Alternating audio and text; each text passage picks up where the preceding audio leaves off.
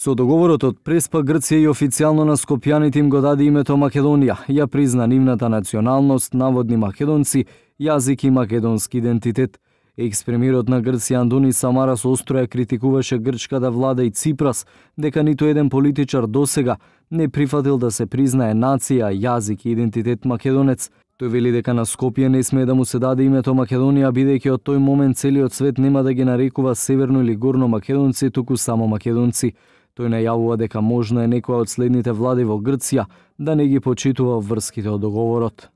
Ако сепак се ратификува во грчкиот парламент, од гласови на Сириза и на сите други кои што се подготвени да соработуваат со Сириза, интеграцијата на Скопје во НАТО е веќе суштински завршена. Но само тоа, сите други долгорочни обврски од договорот од Преспа нема да издржат. Следните грчки влади ќе бидат принудени порано или подоцна неизбежно да се ослободат од нив. Зошто?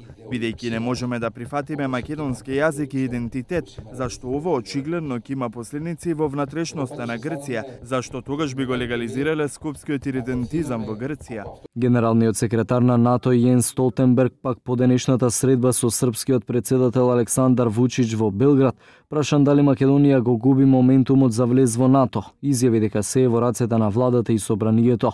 Според него демократски избраните институции мора да пресечат и да донесат одлука да одат напред. Можеме брзо да пристапиме кон потпишување на протоколот за членство, многу брзо по промената на името.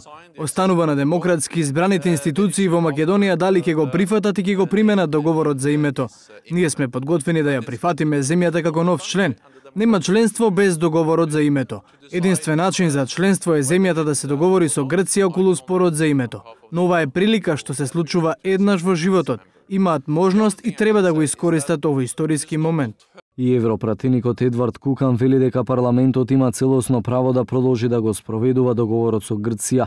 Тој смета дека и покрај малото учество на референдумот, институциите се должни да го одобрат договорот преку гласање на уставните измени.